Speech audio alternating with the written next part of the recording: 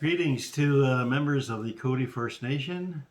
My name is Dan Belgard. I am the policy advisor to the Cote Governance Committee and to the Cote Chief and Council. My role is to assist in the development of policy frameworks and First Nations law as Cote moves forward on the road to self-determination. Today I want to talk briefly about the Cote Election Act. As you are aware, one of the most important elements of self-government, of any government, is the selection of leadership. And over the years, we have been forced by the Indian Act into an electoral process that has changed over time and that now is in the control of First Nations themselves. This method of leadership selection is not our traditional way of selecting leaders, but it has been in practice for so many years that it has become a tradition amongst First Nations, that an election is held through the voting system and that there are rules and procedures in place. Now, Cote has had an election act since at least 2004, when it was last amended. Prior to that, the elections were held under the Indian Act, Election Act regulations. Now, Cote has a Custom Election Act, again, last amended in 2004, which is 16 years ago. So you have been under that Election Act since then. Now, a couple of years ago, after some recommendations from the community membership and from the chiefs and councils themselves, as well as from a evaluation done by Myers Norris Penny on the administration of Cote First Nation, where they recommended that the number of councillors be reduced to 6 from 12, the Chief and Council decided that it was time to review the Election Act and to make recommendations to changes that would be brought to the people for approval. So they went through a process of review, of redrafting, and we held a first reading of a renewed Election Act on November the 24th, 2018.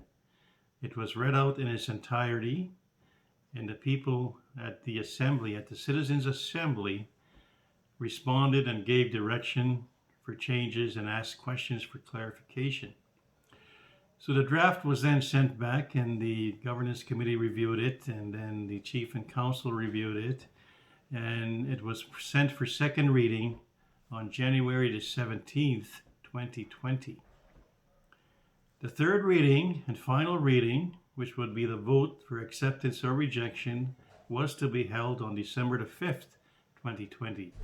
However, due to COVID and the restrictions and the danger that a gathering of people would put themselves in, the third reading was set aside until things were safer and probably won't happen until March or April of 2021, if not later. So this Election Act will be in place prior to the next election. Now, I'm not going to go through the entire reading of the Election Act here. Most of you are familiar with it. It is on the community website and it is available for reading. I want to focus on 6 distinct areas that signal significant changes to the existing Election Act. The first area is the reduction of the number of council members. Currently, Cote has 1 chief and 12 members on council.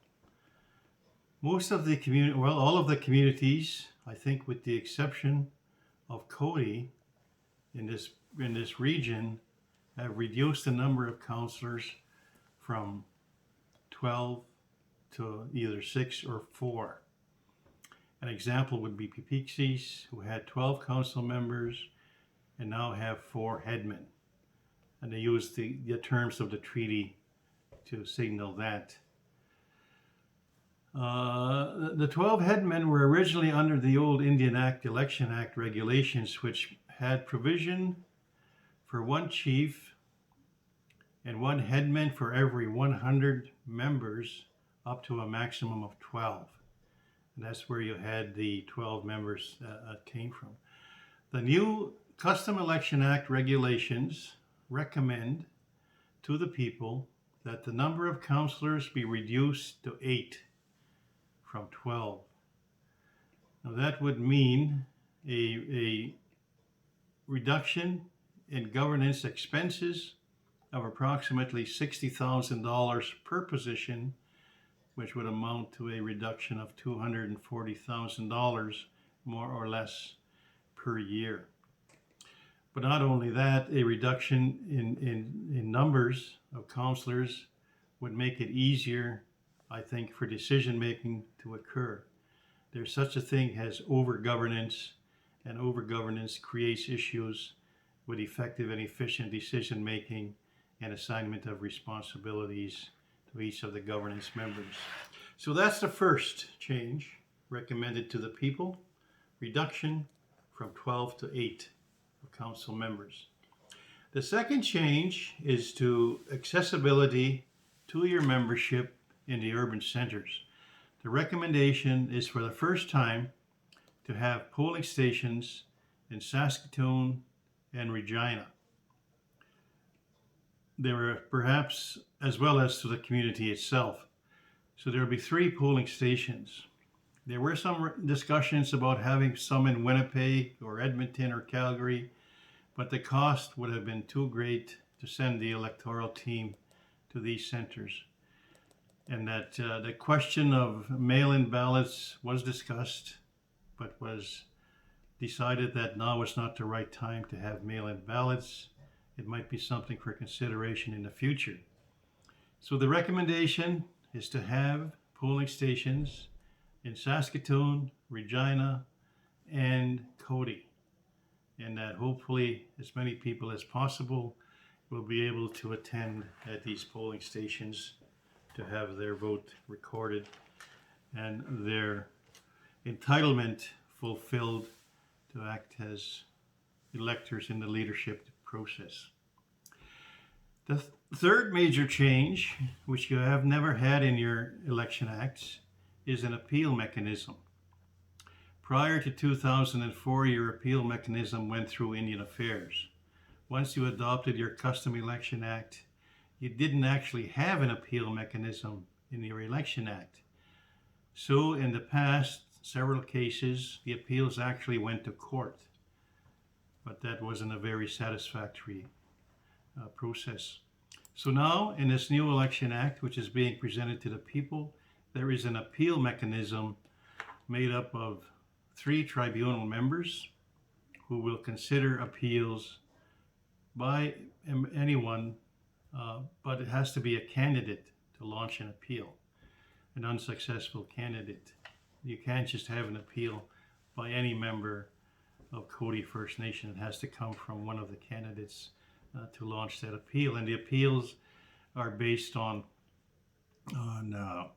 breaches of the Election Act primarily, or illegal practices carried out by any of the candidates during the electoral process. The appeal mechanism will be there. The tribunal itself will hold a public hearing if the appeal mechanism, if the appeal is brought forward. The appellant will have to pay a appeal fee of $1,000, which is non-refundable, and this is to prevent, at least help to prevent, any appeals that are that are not warranted, but are just done out of, if you will, spite or what they call vexatious appeals.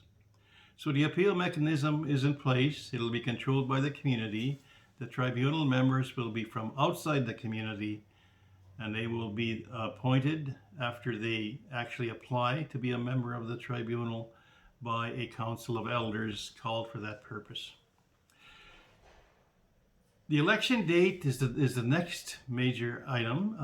The Election Act calls for a new election date to be set for the last week in February of any year. And currently it's set for December, just prior to the Christmas break. Pardon me. September. Currently the election date is set for September, which the Chief and Council feel is inappropriate. It's halfway through your fiscal year, and it creates problems in terms of succession planning and in terms of transition of council members. So they felt that an election held in the end of February would give the incoming Chief and Council 1 month to prepare for the new fiscal year, which gives them better opportunities and an easier transition from one fiscal year to the next, an easier transition for the incoming Chief and Council. That would mean for the first election under this new Election Act, the current Chief and Council would extend their term of office from September to February. So it's an extension for a one-time extension through from September to October, November, December, January, and February. And thereafter, for every election, it will be 3 years from the time of the election to the next one. So that extension would happen for the election that is scheduled to be held in 2023. The last major change would be the nomination fee. Currently, the nomination fee for the position of chief is $200. The recommendation is to increase that to $500. Currently, the nomination fee for council positions is $100. The recommendation is to change that to $300. The reason for increasing the nomination fees is to ensure that there's at least a little bit of support for the electoral process from those who wish to run for it, for positions, as well as to ensure that people who are running for positions are serious enough to submit the required admission fee, or nomination fee rather. So those are the major changes. The rest is pretty much process-oriented, selection of the electoral officer, announcements of the nomination date as well as the election date, the voting procedures, the counting of ballots, etc. are all process issues that are pretty standard, and there isn't a lot of change in them. So that's the major changes. You are encouraged to read thoroughly the Election Act, which is on the community website.